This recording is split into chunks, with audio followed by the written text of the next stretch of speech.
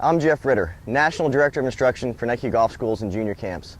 And today I want to talk to you a little bit about the process of learning. When I was a kid, I was very lucky. My father was a PGA professional. I grew up on a golf course much like this. And every day I had the opportunity to go out, practice, be on the golf course, and experience this fantastic game. Along the way, my father took me to the Washington, D.C. area, and I was very fortunate to have a golf lesson with a man named Bill Strausbaugh. Bill Strausbaugh is literally a coaching legend. He's actually recognized by the PGA of America with the Bill Strausbaugh Award. And what Mr. Strausbaugh taught me was a lot about this process that you have to go through if you want to build a swing for a lifetime. So when I went to see Mr. Strausbaugh, the problem I had with my golf game was that my backswing traveled too much around. And as my backswing traveled around, my follow-through came down looping sort of over the top of my backswing position. As I would do that, I would take deep divots, I would hit the golf ball off the toe, I'd pull the ball left, I'd slice the ball to the right. It drove me crazy. So what Mr. Strausbaugh had me do was tee my ball up, take a 7-iron, and he had me work on the quality of my waggle. So if you don't know what a waggle is sort of the preview of your actual swing that you do in preparation to hit your golf shot. A waggle is also important for staying relaxed and fluid, light on your feet. So if you watch baseball at all, you might see baseball players stand there and they waggle. They move the head of the bat, they move their hips, they move their feet, they stay relaxed. In golf we have a waggle as well. So what Mr. Strausbaugh had me do is he had me set up and he had me practice a swing shape that was the exact opposite of my tendency. I took my setup, and this time, instead of going under and over, looping in this fashion, he had me make a very small loop, more out and under, just like so. Out and under. Now, of course, at the time, he wasn't telling me exactly why I was doing this. He was just asking me to do so, and of course, respecting him as my elder, I went ahead and did it. I was only about 12 or 13 years old.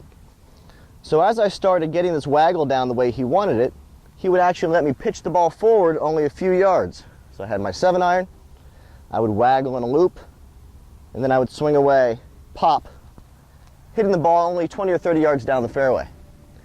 Now as I was doing this, my contact started to improve. I was no longer taking deep divots, I was finding the center of the face. The ball was actually curving a little bit right to left.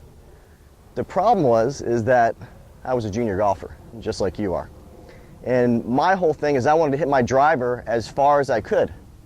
And during this session of doing this for 20 minutes, 30 minutes, 40 minutes, I started getting pretty frustrated with the old man. Well, because he was actually much older in years, he was probably in his 70s this time, he didn't have the energy, so to speak, to maybe spend an entire hour out there in the hot sun. So one of the coolest things that he did with all of his students is he sat us down in this little gazebo that he had right on the lesson tee, right at the base of this big, massive oak tree, hundreds of years old. And we sat down there and we would talk.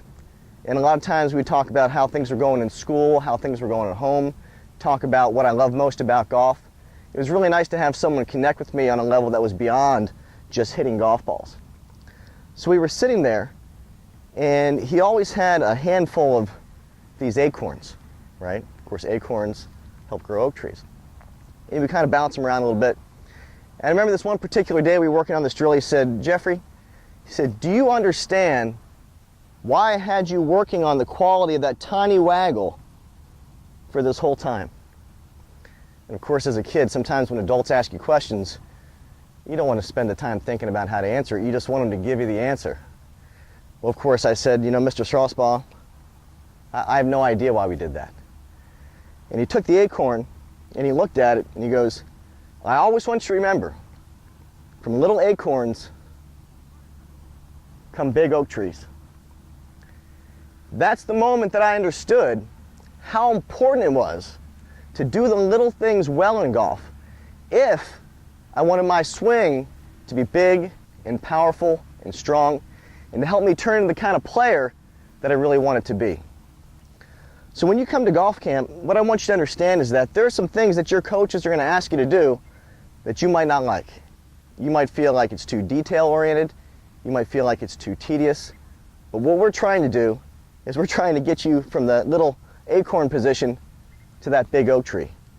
We want to help you build a swing for a lifetime, so when you leave camp, you have the ideas, the tools, the know-how to make a real difference in your golf game for as long as you choose to play.